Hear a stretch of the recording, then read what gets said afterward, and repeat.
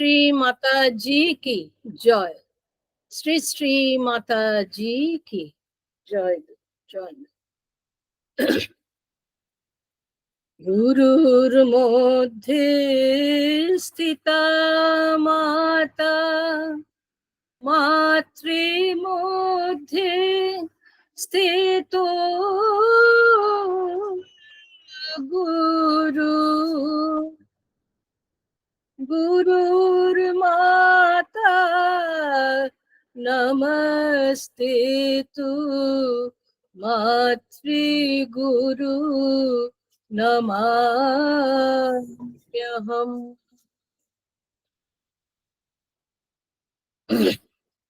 या देवी ब्रह्मरूपिणी, या वन्दिता शिवादिभिः, शुभा माता सा जननी, मातृगुरु प्रकीर्तिता।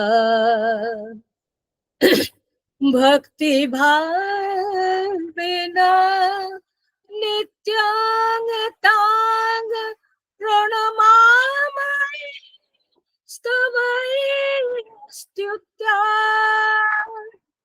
वन्दामहे वयोमहो, वन्दामहे वयोमहो शिशुसुधी भक्तवृन्दा।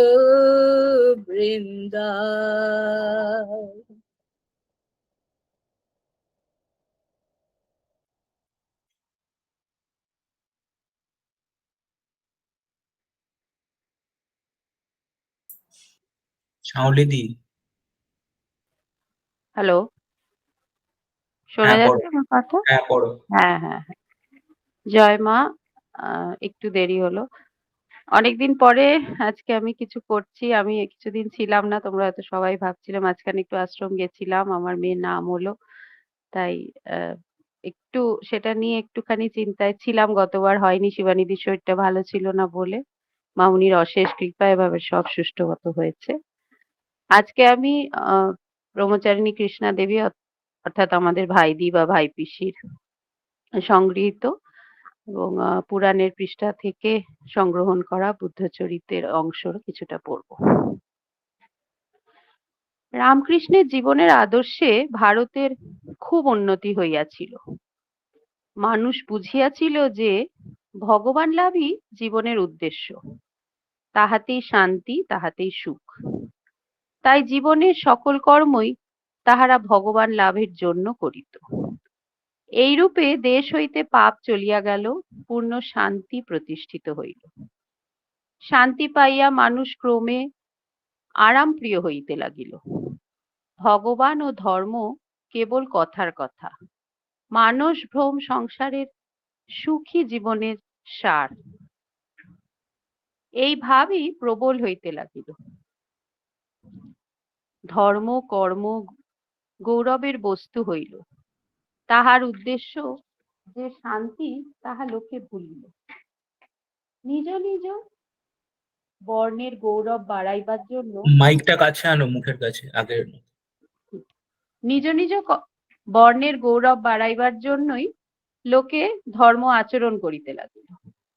রাজা রাজরারা কত ব্যয়সাধ্য যাগযজ্ঞ করেন, কিন্তু তাহার উদ্দেশ্য মান যশ।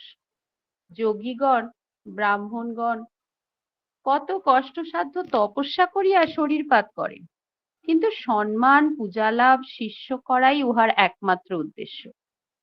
জাতের গৌরব সাংসারিক উন্নতি লইয়া মানুষ বিব্রত হইল। দেশ হইতে ভগবান গেলেন, ধর্মের স্থান লোকাচার গ্রহণ করিল। মানুষের প্রাণে শান্তি সুখ রহিল না। জীবন ভগবত ভক্তিবিহীন শ্মশানে পরিণত হইল। তাহাতে বাসনার অনল দাউ দাউ করিয়া জ্বলিতে লাগিল। কপিলাবস্তু নামক নগরে শুদ্ধোধন নামে এক রাজা ছিলেন। অনেক বয়সে তাহার এক সন্তান জন্মে। জ্যোতিষীগণ গণনা করিয়া বলিলেন, এ ছেলে সংসারে থাকিলে রাজ চক্রবর্তী, সন্ন্যাসী হইলে জগৎগুরু হইবে। তাহার নাম রাখা হইল সিদ্ধার্থ। খুব সুশ্রী, বুদ্ধিমান, স্থির, ধীর বলিয়া সকলেই তাহাকে ভালোবাসিত। বালক সুলভ চপলতা তাহার ছিল না, এমনকি খেলা করিতেও তিনি ভালোবাসিতেন না। যতই বয়স বাড়িতে লাগিল, ততই তাহার গাম্ভীর্যও বাড়িতে লাগিল। রাজা শুদ্ধোধন সর্বদাই শঙ্কিত, পাছে ছেলে সন্ন্যাসী হয়। তাই তিনি সিদ্ধার্থকে সর্বদা প্রফুল্ল রাখিবার চেষ্টা করিতেন। বাল্যকালেই তাহার হৃদয়ে সর্বজীবের প্রতি সমান দয়ার ভাব দেখা যাইত। একদিন দেবদত্ত নামে একটি শাক্য বালক এক বন্য হংসের প্রতি তীর নিক্ষেপ করে। তীরের আঘাতে হাঁসটি আকাশ হইতে সিদ্ধার্থের নিকট পতিত হইল। সিদ্ধার্থ হাঁসটিকে সযত্নে কোলে তুলিয়া লইয়া তীর খুলিয়া তাহাকে সুস্থ করিলেন।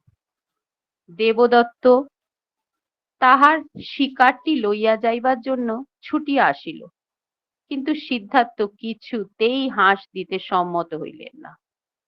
এই লইয়া উভয় বিবাদ বাঁধিল।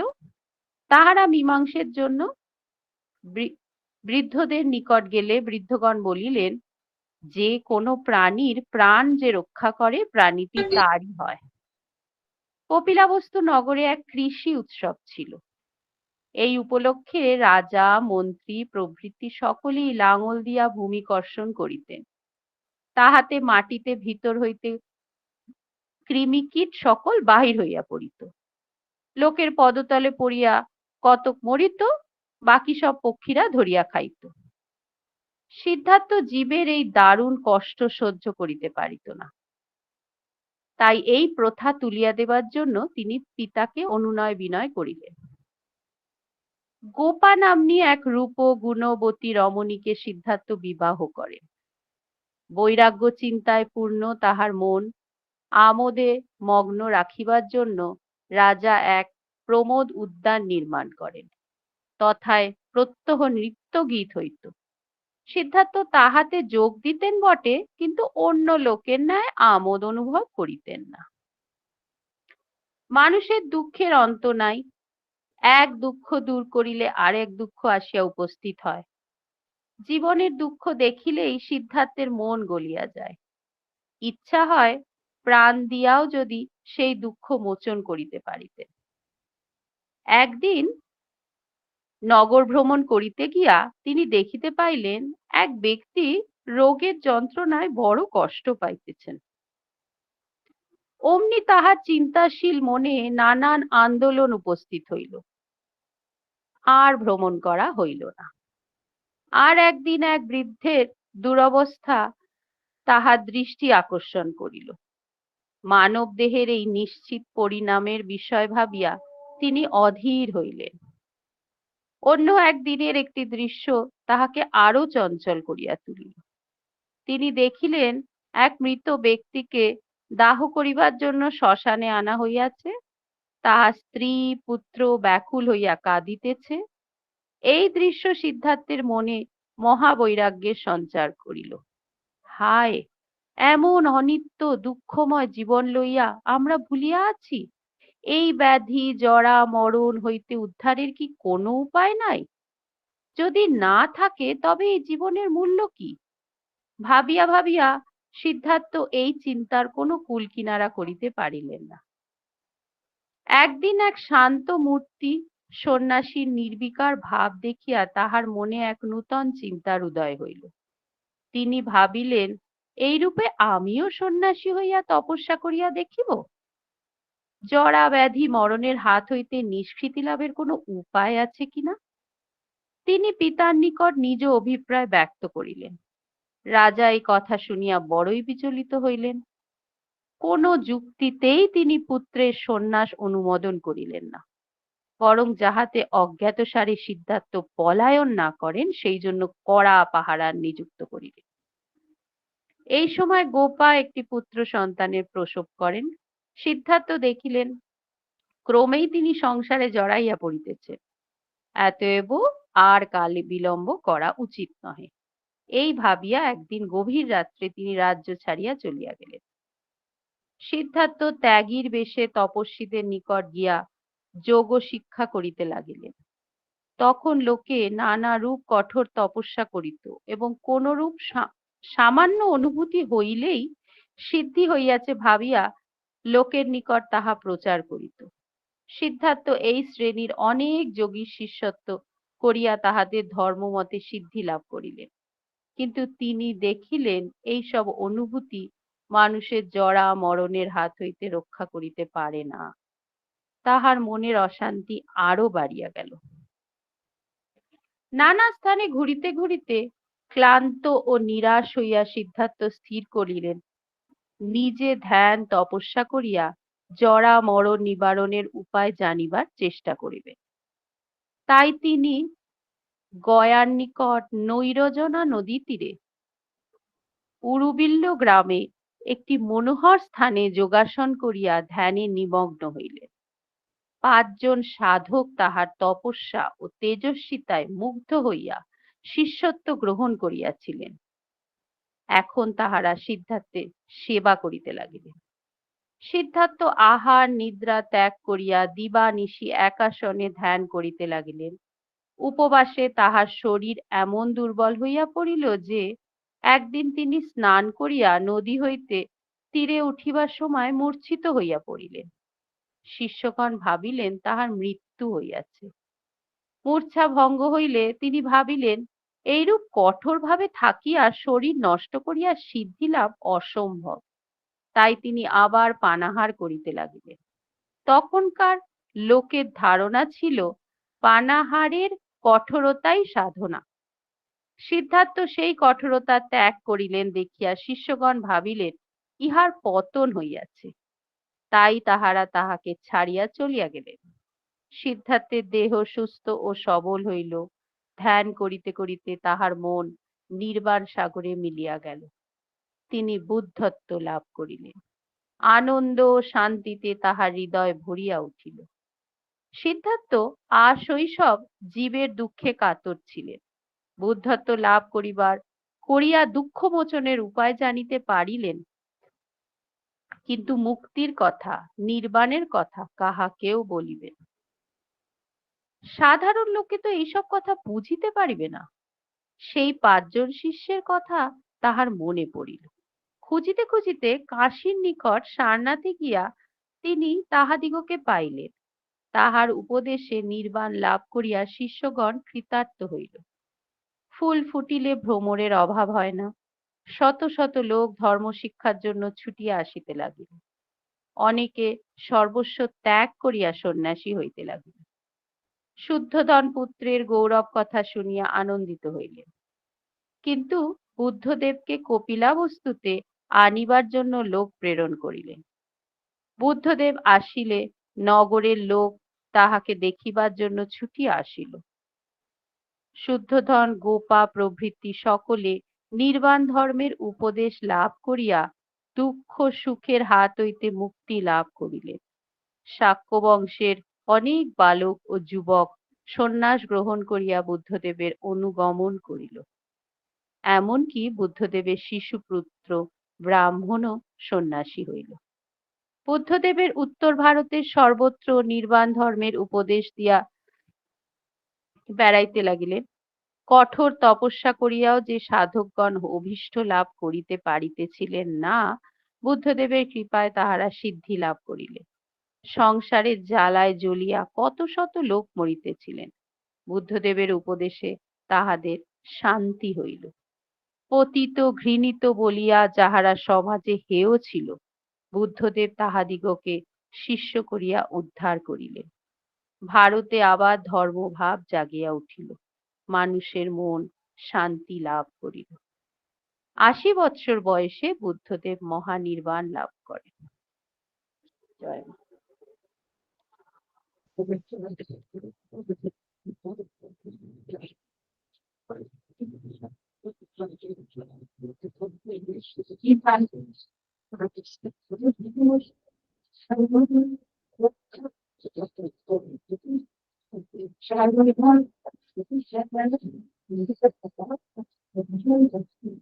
মিষ্টিদি শোনা যাচ্ছে না।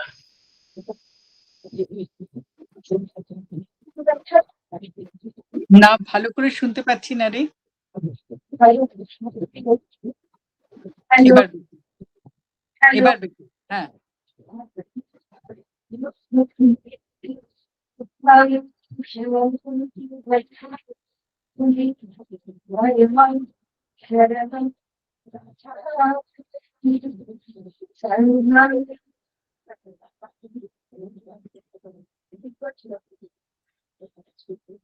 শোনা যাচ্ছে না রে।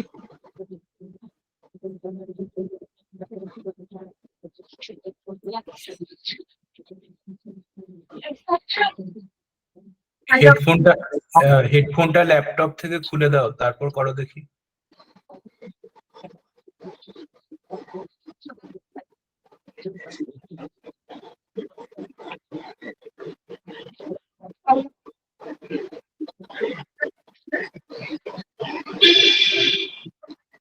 না, তোর ওইটাতেই গন্ডগোল, তুই ওটাকে ছেড়ে কর। ল্যাপটপ থেকে খুলে দাও, জ্যাকটা খুলে দাও।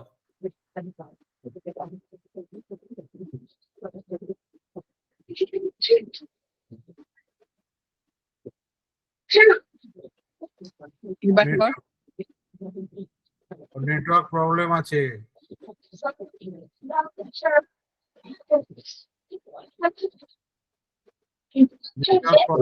না না, শোনা যাচ্ছে না। না, শোনা যাচ্ছে না। আমরা সমবেত প্রার্থনাটা করার আগে আমি একটা ছোট্ট গল্প বলি, তুই ততক্ষণ সেট করে নে। এটা বুদ্ধদেবের সঙ্গে মামনির একটা অদ্ভুত সুন্দর লীলার কথা। এটা অনেকটা লাগে 1947 এর গল্প। আমি আমার মা লেখা, বীণাদেবের লেখা লীলা প্রসঙ্গ থেকে পড়ে শোনাচ্ছি।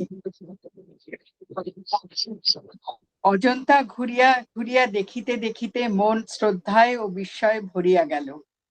হাজার হাজার বছর পূর্বেও আমাদের পূর্বপুরুষগণ কি অদ্ভুত কলা কারুকার্য জানিতেন, এবং আমরা আজ পরাধীন হইয়া কোথায় আসিয়া পৌঁছাইয়াছি ভাবিয়া মাথা নত হইয়া গেল। কি অদ্ভুত ধৈর্য ও শিল্প সৌন্দর্য জ্ঞান তাহাদের ছিল। তাই তাহারা সাধনার জন্য কোন গোপন পাহাড়ের কোলে এই সকল অপূর্ব গুহা তৈয়ার করিয়া গিয়াছেন। এই সকল ভাবিতে ভাবিতে ইচ্ছা হইল জানিতে যে সেই সময় এই সকল গুহায় যেসব শ্রমণ বাস করিতেন তাহাদের কালে এই স্থান কিরূপ ছিল। অমনি শ্রী শ্রী শোভামাকে জনান্তিকে অনুরোধ করিলাম, সেই সময় কিরূপ ছিল একটু দেখাও না, তুমি তো ইচ্ছা করলেই খানিকক্ষণের জন্য দৃষ্টি খুলে দিতে পারো। শ্রীশ্রীমা শুনিয়া হাসিলেন ও বলিলেন, বাহ, তাই কি হয় নাকি, তাই কি উচিত? আমি আরো দু একবার আবদার করিলাম, কিছু উত্তর দিলেন না। তার একটু পরে নিজেই আমাকে বলিলেন, কিরকম একটা গন্ধ পাচ্ছ না? সত্যি সঙ্গে সঙ্গে একটা ক্ষীণ সুগন্ধ নাকে আসছিল। ক্রমে তাহা সুস্পষ্ট হইয়া উঠিল। সকলেই বলাবলি করিতে লাগিলাম, এই পুরানো ধূলি ধূসরিত জনমানব বাসহীন স্থানে কোথা হইতে এই গন্ধ আসিতে পারে। কেহ বলিল, বাহিরে যেসব মেয়ের ভিজিটার্সরা আছেন তাহাদের কারো এসেন্সের গন্ধ হইবে।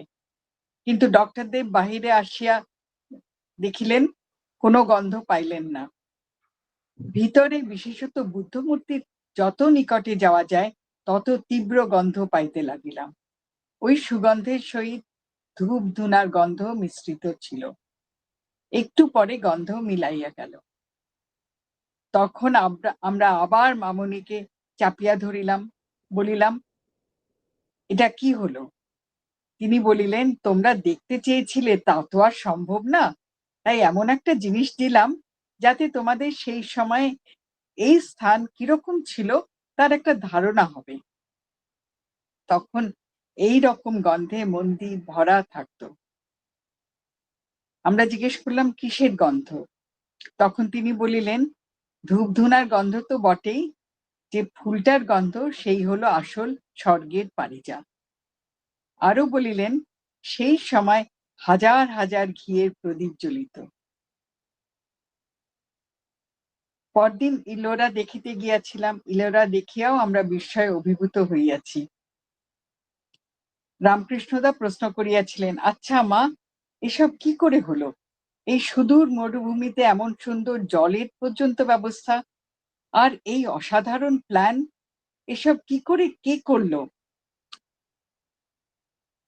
তখন মামনি বিশেষ কিছু বলেন নাই, কিন্তু পরে বলিয়াছিলেন আমাকে, এই সবই বুদ্ধের আদেশে হইয়াছিল। তিনি সব প্ল্যান কোথায় কি হবে ও জায়গা বলে দিয়েছিলেন, এমনকি যারা করেছে এইসব তাদের সেই শক্তিও তিনি দিয়েছিলেন। দেখেছো তো, পাহাড় কেটে এই কাজ করা কি সহজ কথা? আমি বললাম, অজন্তা ইলোরা দুটোই? শ্রীশ্রীমা বলিলেন, হ্যাঁ। আমি তখন জিজ্ঞাসা করিলাম, এসব কি বুদ্ধের দেহ ত্যাগের পরে হইয়াছে না দেহে থাকতেই? মামনি বলিলেন, বুদ্ধের দেহ ত্যাগের পরেই, তবে অল্প দিনের মধ্যে।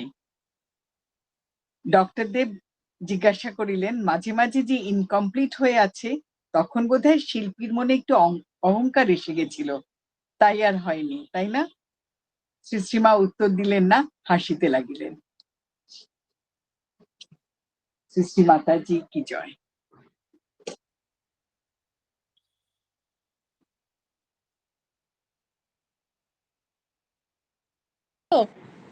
হ্যালো, হ্যাঁ, এবার ঠিক আছে। এবার ঠিক আছে। সঙ্গচ্ছদ্বম সংবদদ্বম সঙ্গো মনা সৃজানতম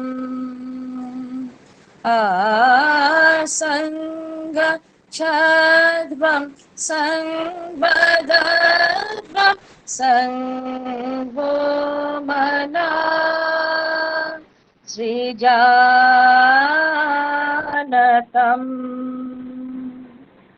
সমানো মন্ত্র সমিতি সমনি সমানম মনঃ সহচিত মে শাম সঙ্গচ্ছদ্বম সংবদদ্বম সঙ্গো মনা সৃজানতম সমানি বয়াকুতি সমানা হৃদয়ানি বা সমানা মনস্তু वो मनो यथा सुसहासति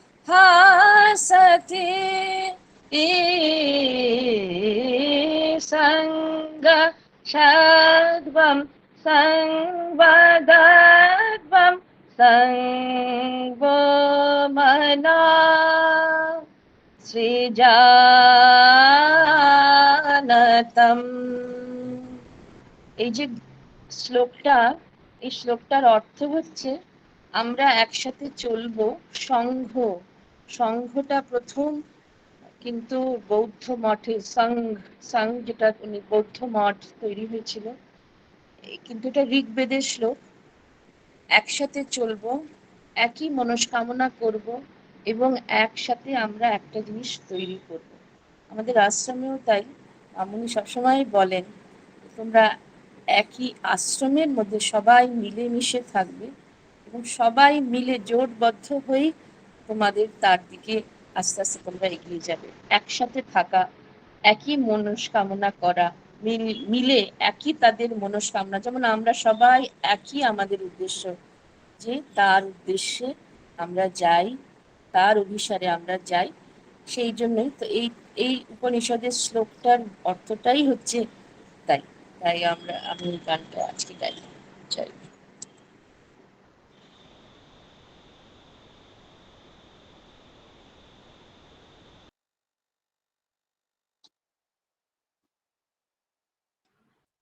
বনানিধি, বনানিধি। এক্ষুনি আমরা শুনলাম আমাদের মিষ্টির কাছ থেকে যে সবাই মিলেমিশে একত্রে এক পথের দিকে, তার দিকে আমাদের এগিয়ে যেতে হবে।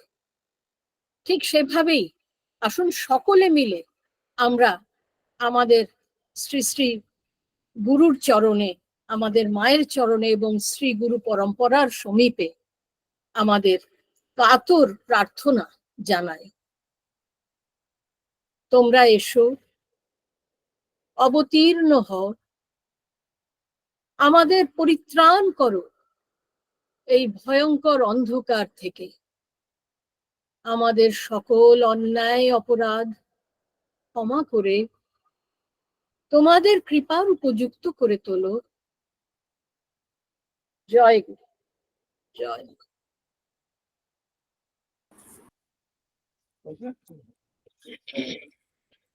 আমরা মায়ের ছেলে মেয়ে মাকে পুজিব, আমরা মায়ের ছেলে মেয়ে মাকে পুজিব।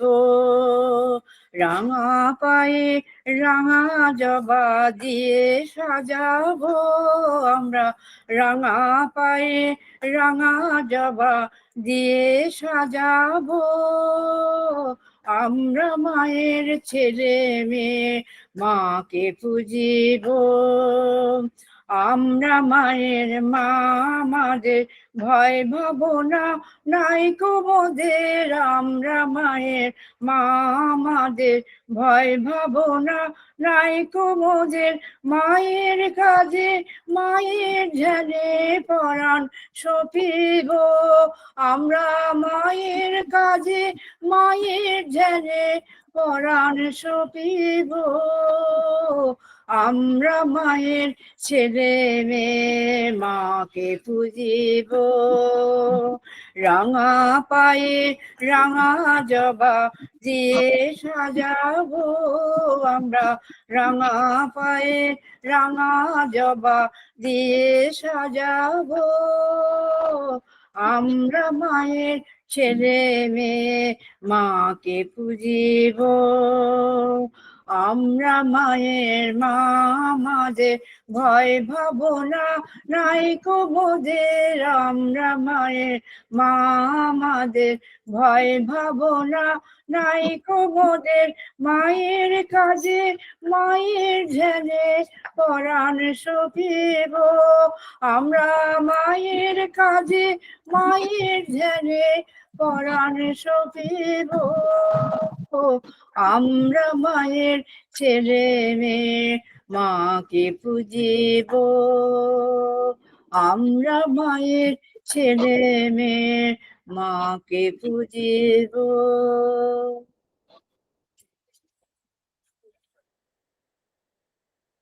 আমাদের যে গুরু পরম্পরার আচার্যদের নিয়ে কথা চলছে, সেই শৃঙ্খলায় এবার শ্রী চতুর চিন্তামণি দেবাচার্যকে নিয়ে বলছি। গুরু পরম্পরার দশম দেবাচার্য ছিলেন শ্রী পরমানন্দ দেবাচার্যজির প্রধান শিষ্য, বিশাল শক্তিশালী মহাপুরুষ চতুর চিন্তামণি দেবাচার্য, যিনি নাগাজি মহারাজ নামে ভক্তবৃন্দের কাছে অনেক বেশি পরিচিত। বিশাল ধনী পরিবারে তার জন্ম। ছোটবেলায় তিনি ছিলেন খুব দুষ্টু, নিত্যদিন নানা রকমের দুষ্টুমি আর চালাকি করে বাড়ির লোকেদের তটস্থ করে রাখতেন। তাই তাকে আদর করে চতুরা বলে ডাকা হতো। চতুরা একটু বড় হয়ে দেখা গেল সে গ্রামের ছেলেদের সঙ্গে খেলাধুলো করতে যায় ঠিকই, কিন্তু ছেলের দল খেলার শেষে বাড়ি ফিরলেও সব দিন চতুরা তাদের সঙ্গে বাড়ি ফিরে আসে না। বাবা মা খোঁজ নিয়ে জানতে পারলেন মাঝে মাঝেই সে কিছুক্ষণ খেলার পরে খেলা ছেড়ে গ্রামের এক প্রান্তে কদমখণ্ডী নামে একটা কদম্ব বন আছে, সেখানে গোপনে ধ্যান করে। এক একদিন ধ্যান করতে করতে খাওয়া দাওয়াও ভুলে যায়, তাই বাড়ি ফিরতে দেরি হয়ে যায়। তার বাবা মা এসব জেনে চিন্তিত হলেও ছেলেকে বাধা দিতে ভয় পেতেন, কারণ চতুরার জন্মকুষ্ঠিতে লেখা ছিল যে তার খুবই স্বল্পায়ু। বাবা মা প্রার্থনা করতেন এইভাবে ভগবত কৃপা পেয়ে ছেলে যেন দীর্ঘায়ু হয়ে ওঠে। একবার তীর্থমঠ থেকে ব্রজে যাওয়ার সময় এই কদমখণ্ডিতেই শ্রী পরমানন্দজি এসে বিশ্রাম করেছিলেন। আর তখনই তার সঙ্গে বালক চতুরার প্রথম সাক্ষাৎ। প্রথম দর্শনেই চতুরা শ্রী পরমানন্দজির প্রতি তীব্র আকর্ষণ বোধ করলেও পরমানন্দজি তাকে বললেন, বাবা তুমি এখন বালক, প্রথমে পড়াশোনা করো, মাতা পিতার সেবা করো, সংসারে থেকে ভজন করে দেহ মন শুদ্ধ করো, তারপরে সন্ন্যাসের কথা চিন্তা করবে। আর জেনে রাখো, তুমি সন্ন্যাস নিলে তোমার পিতামাতা খুবই দুঃখ পাবেন। তাদের আশীর্বাদ না পেলে,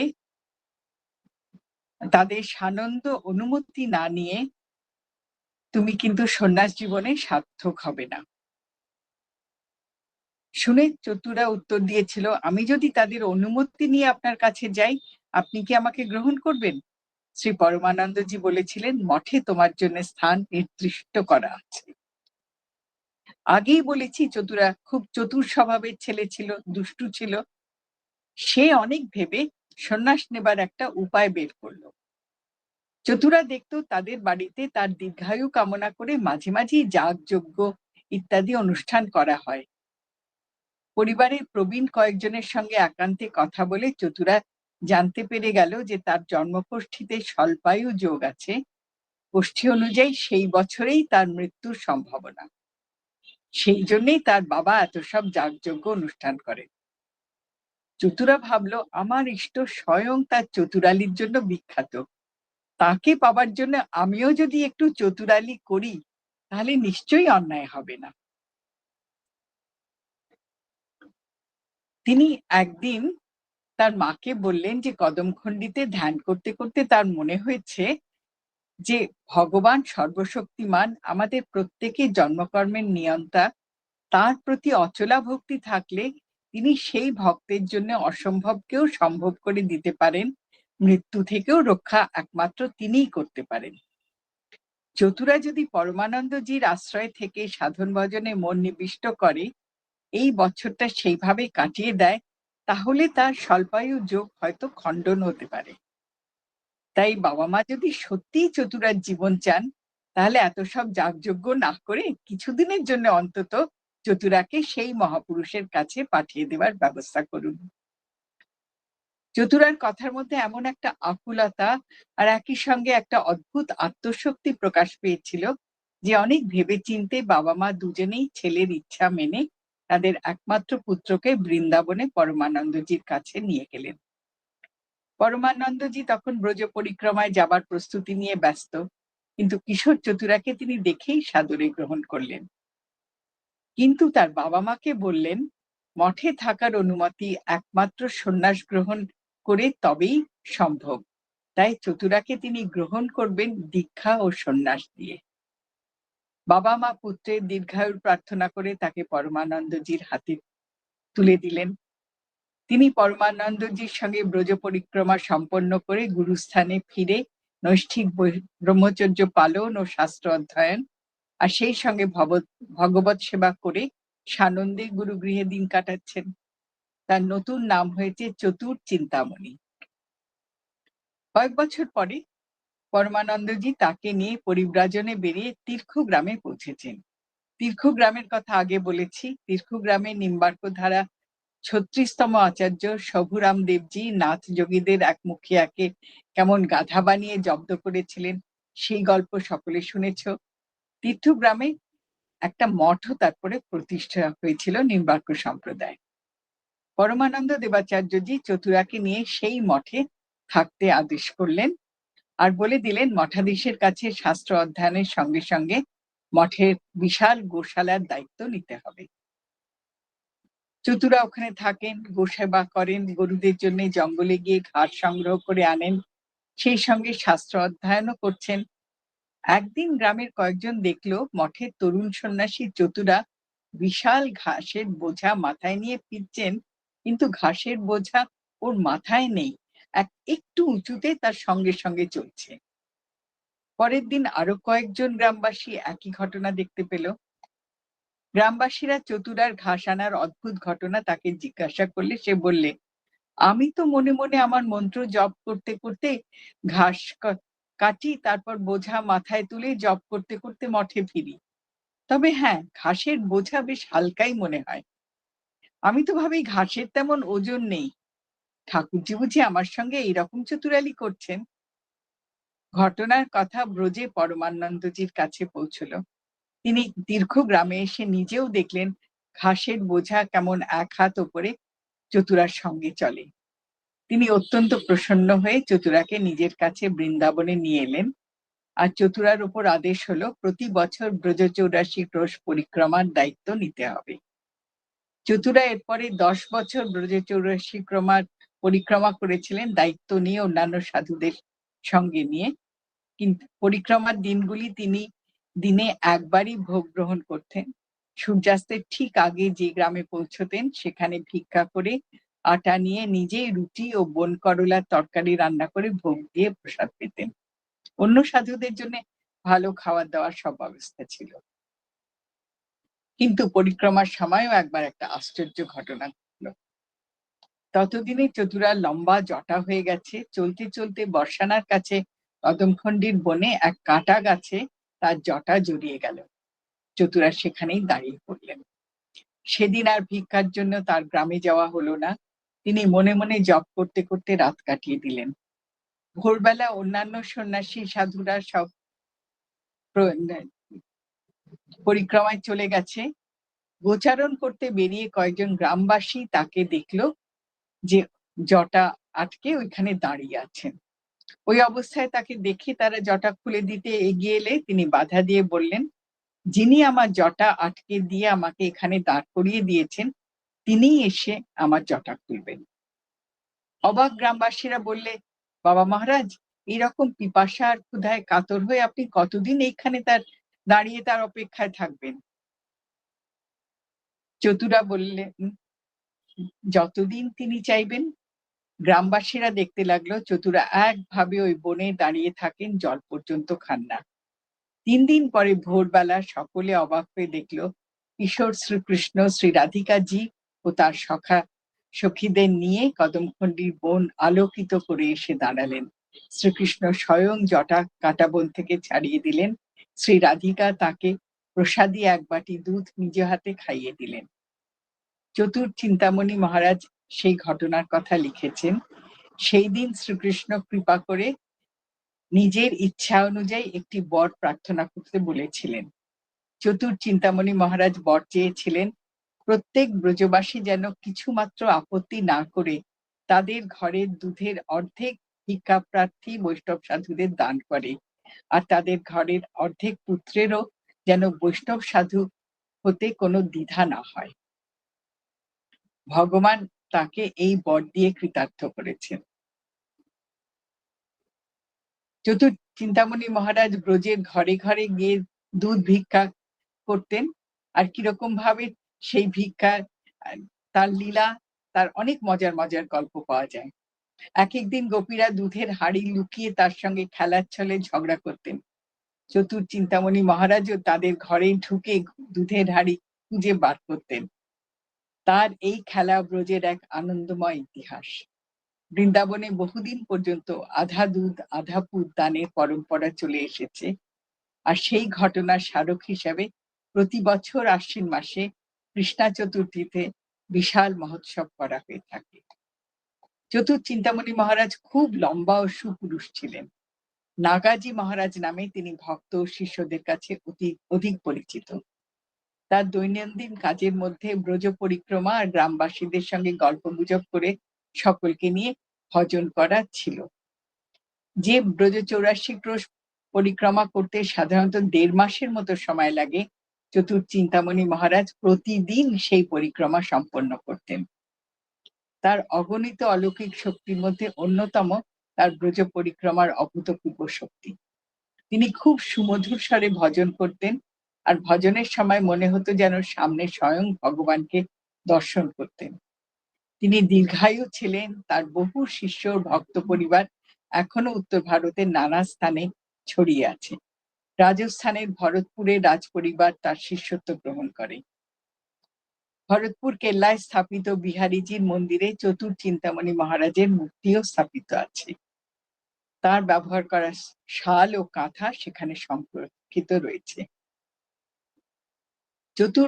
চিন্তামণি দেবাচার্য নিজে কোনো মঠ তৈরি করেননি। তিনি বহুদিন পর্যন্ত বৃন্দাবনের বিহার ঘাটে নিম্বার্ক ধারার 22তম আচার্য শ্রীকৃষ্ণ ভট্টাচার্যের তৈরি মঠে বাস করতেন। একবার ধ্যানে শ্রীকৃষ্ণ তাকে আদেশ করেন, এই ঘাটে আমার একটা মূর্তি আছে, খনন করে প্রতিষ্ঠা করে সেই মূর্তির সেবা করো। চিন্তামণি মহারাজের আদেশ অনুযায়ী ঘাটের পাথর ভেঙে দেখা গেল সত্যিই পাথরের তলায় একটি অপূর্ব কৃষ্ণ মূর্তি পাওয়া গেল। সেই মূর্তির জন্য চিন্তামণি মহারাজ একটি বিশাল মন্দির প্রতিষ্ঠা করে পরবর্তীকালে সেইখানে সেবায়িত রূপে থাকতেন। চিন্তামণি মহারাজের পরে নিম্বার্ক সম্প্রদায়ের দায়িত্ব পেয়েছিলেন শ্রী মোহন দেবাচার্য। কিন্তু এই সময় থেকে গুরু পরম্পরার আচার্যরা বেশ অনেক বছর পর্যন্ত সমাজে অপ্রকট হয়ে থেকেছেন। তাদের সম্বন্ধে কোনো তথ্যই পাওয়া যায় না। এই প্রসঙ্গে মামনির সঙ্গে একবার আলোচনা করতে করতে আমি জিজ্ঞেস করেছিলাম যে মাঝে মাঝে কেন গুরু পরম্পরা লুপ্ত। তখন মামনি বলেছিলেন, লক্ষ্য করে দেখো, যখন পৃথিবীতে খুব বেশি রকম অন্যায় হবার একটা সম্ভাবনা দেখা দেয়, তখন এই সমস্ত যে 9 জন সদ্গুরু রয়েছেন, এরা সকলে নিজেদের আড়ালে করে নেন। কারণ এদের শরীরে সত্ত্বগুণ থাকলে যে অন্যায়টা হবার কথা সেটা হওয়া সম্ভব হয় না। তাই তখন তারা নিজেদের সমাজ থেকে সরিয়ে নেন, অর্থাৎ গুরু পরম্পরা লুপ্ত অবস্থায় থাকে, অপ্রকট অবস্থায় থাকে। আবার যখন সময় হয় প্রকট হয়ে যান বলে মামনি বলেছিলেন যে দেখো, প্রথম বিশ্বযুদ্ধের আগে কাঠিয়া বাবাজি মহারাজ সমেত বামাখ্যাপা এরা অনেকেই কিন্তু চলে গেলেন। আবার দ্বিতীয় মহাযুদ্ধের আগে বাবাজি মহারাজ, বিজয়কৃষ্ণ গোস্বামী মহারাজ, বিশুদ্ধানন্দ পরমহংসজি এরা আবার সব চলে গেলেন। এইরকম ভাবেই মহাপুরুষরা কখনো সমাজে প্রকট হয়ে থাকেন, কখনো থাকেন না। জয় মা।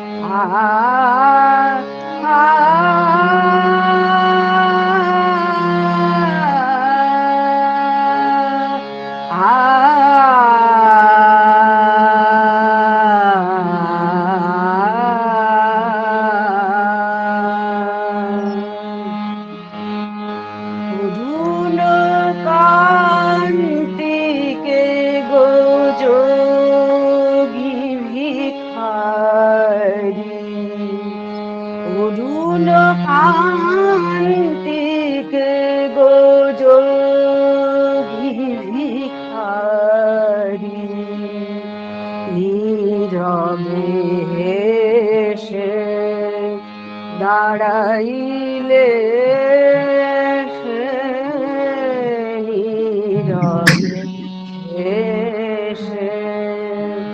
দাঁড়াইলে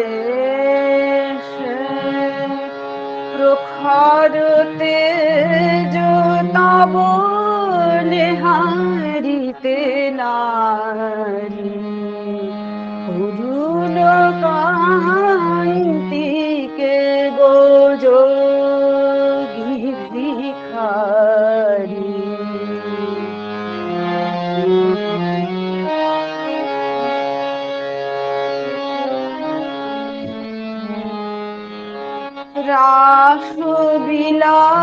রাসবিলাসিনী আমি আহিনী, রাসবিলাসিনী আমি আহিনী, শ্যামল কিশোর রূপ শুধু চিনি অম্বরে হেরিয়াজ একই জ্যোতি পুঞ্জ হে গিরিজাপতি কোথা গিরিধারী অরুণ প্রান্তিকে গো যোগী ভিখারি।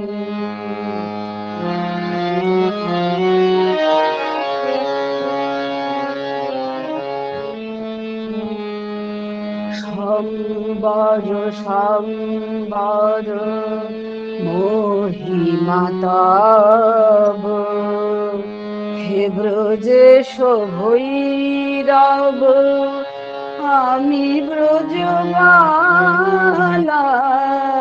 সম্বর সম্বর মহিমা তব, হে ব্রজেশ ভৈরব আমি ব্রজবালা। হে শিব সুন্দর বাগছাল পরিহর, ধর নটবর বেশ কর নিপমালা। নবমেঘ চন্দনে ঢাকি অঙ্গ জ্যোতি, জ্যোতি জ্যোতি। নবমেঘ চন্দনে ঢাকি অঙ্গ জ্যোতি, প্রিয় হয়ে দেখা দাও ত্রিভুবনপতি। পার্বতী নহি আমি, আমি শ্রীমতী। বিষান ফেলিয়া হও বাঁশরীধারী, অরুণ কান্তিকে গো যোগী ভিখারি। নীরবে হেসে দাঁড়াইলে সে, নীরবে হেসে দাঁড়াইলে সে, প্রখর তেজ তব নিহারিতে নাহি। অরুণ কান্তিকে গো যোগী ভিখারি। অরুণ কান্তিকে গো, অরুণ কান্তিকে গো, অরুণ কান্তিকে গো যোগী ভিখারি।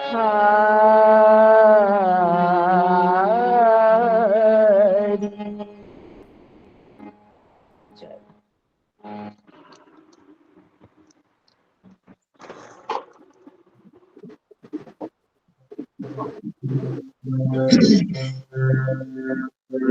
হরিহরায় নম কৃষ্ণ যাদবায় নম, হরিহরায় নম কৃষ্ণ যাদবায় নম, যাদবায় মাধবায় কেশবায় নম, গোবিন্দ রাম শ্রীমধুসূদন গিরিধারী গোপীনাথ মদন মোহন। জয় হংস ভগবান সনকাদি ভগবান, জয় নারদ ভগবান নির্বাক ভগবান, জয় নাগ সাচার্য ভট্ট অষ্টাদশ, জয় দশম দেবাচার্য শ্রী শান্ত দাসের চরণ, যাহা হইতে বিঘ্ন নাশ অভীষ্ট গুরু পর পরাজয় মোরা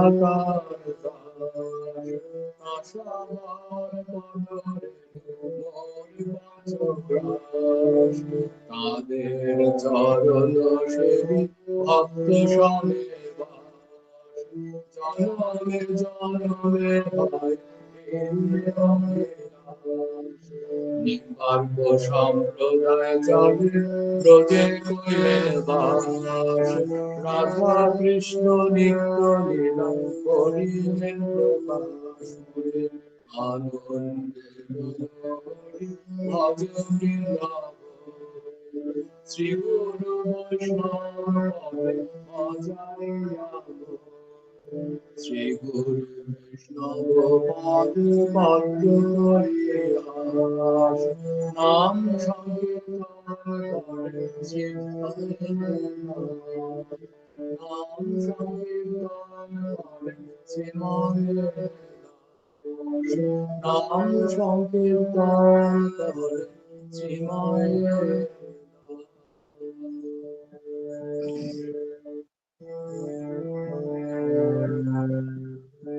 Hare Krishna, Krishna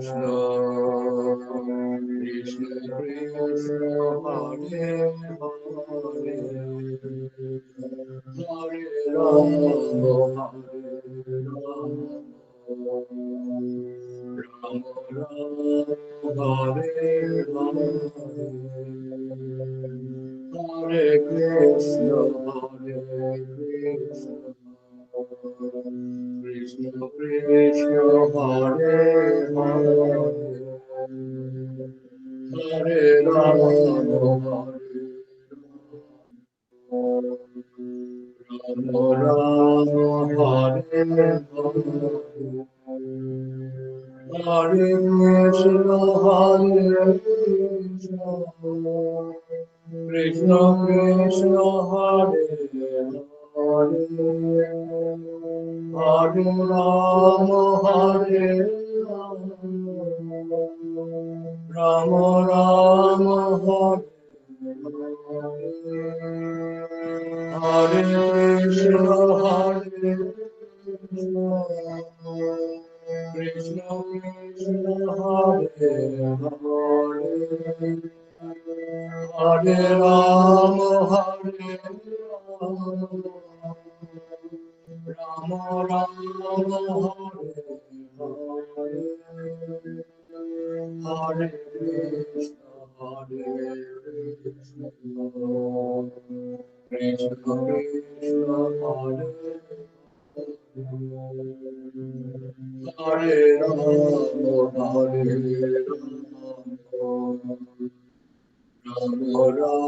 Rama Hare Hare,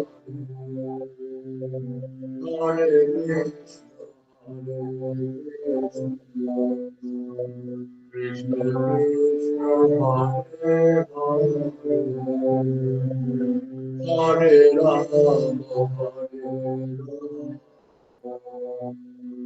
Rama,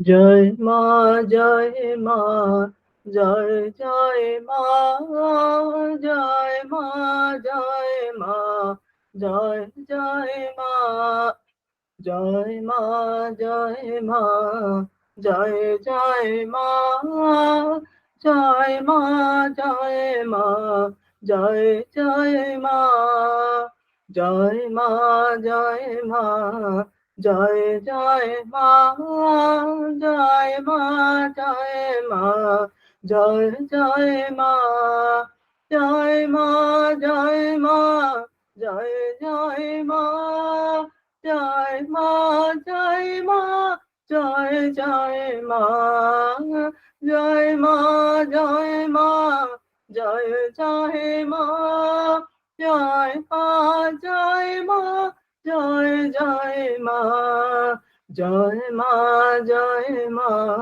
জয় জয় মা, জয় মা, জয় মা, জয় জয় মা, মা মা মা মা মা মা মা মা মা মা মা মা মা মা মা মা মা মা মা মা মা মা মা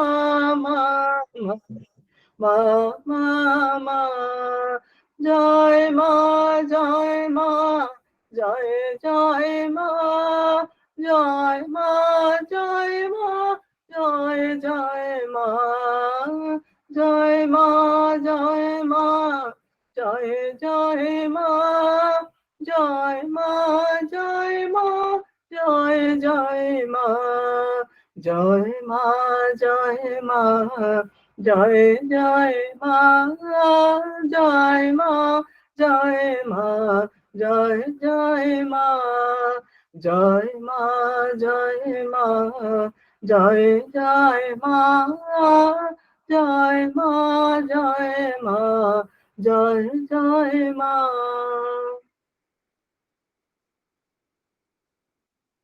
নিম্বার্ক সম্প্রদায় শ্রী শ্রী গুরু পরম্পরা।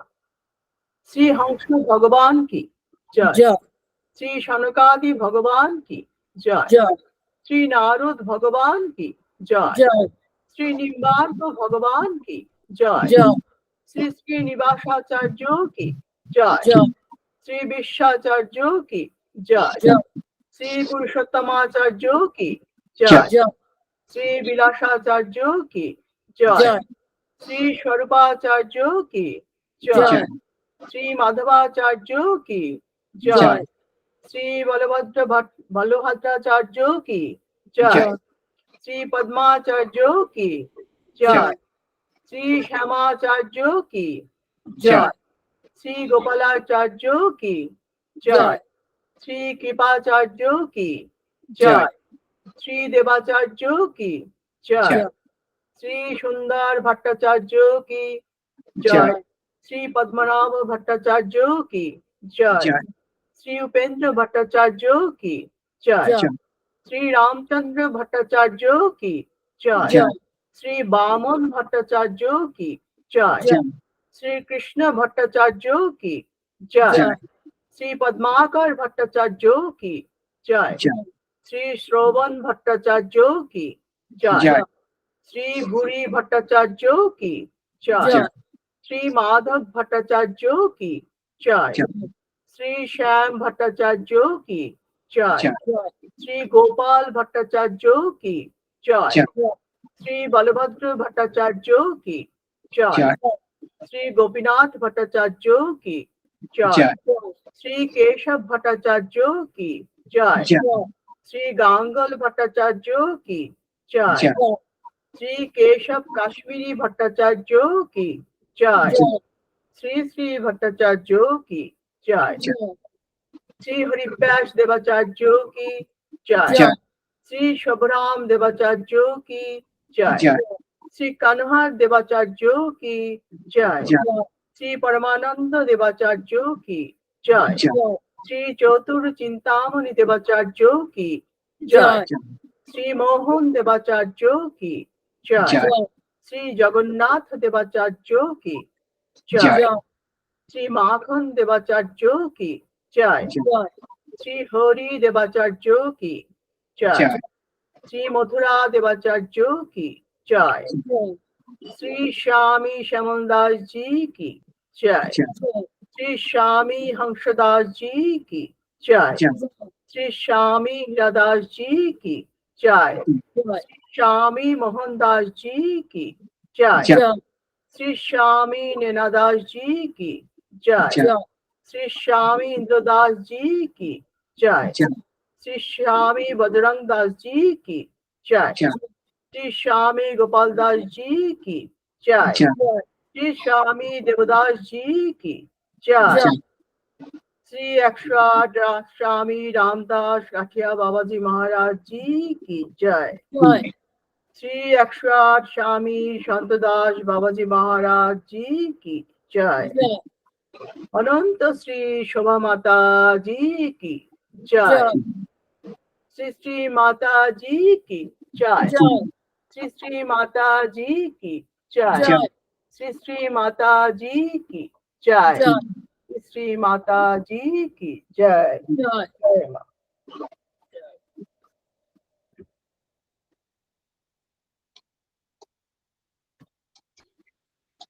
আমি কি ক্ষমা প্রার্থনার মন্ত্রটা বলবো?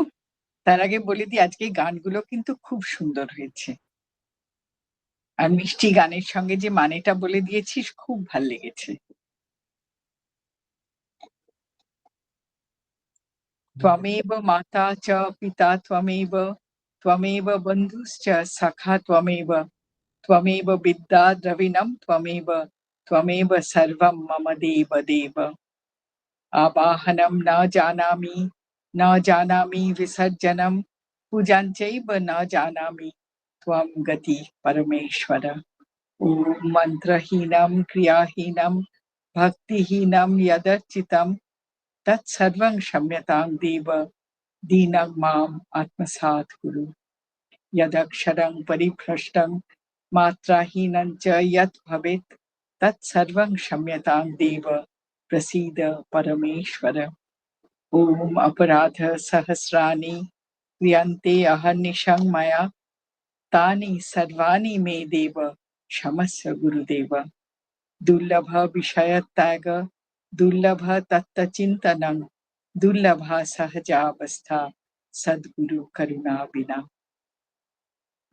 ॐ अपराध सहस्र संकुलं पतितं भीम भवार्णवोदरे, अगतिं शरणागतं हरे, कृपया केवलम् आत्मसात् कुरु। ॐ इतः पूर्वं प्राण बुद्धि देह धर्माधिकारतः जागृत स्वप्न सुषुप्त अवस्थासु मनसा वाचा हस्ताभ्यां पद्भ्याम् उदरेण शिश्ना यत् स्मृतं यत् यदुक्तं यत् कृतं तत्सर्वं ब्रह्मार्पणं भवतु स्वाहा। मां मद्यं सकलं सम्यक् श्रीकृष्णाय समर्पयामि। ॐ तत्सत्। ॐ हरि ओम। श्री श्री माता जी की जय। श्री श्री माता जी की जय। श्री श्री माता जी की जय। আজকের মতো প্রার্থনা সভা সমাপ্ত। अच्छा ये भाभी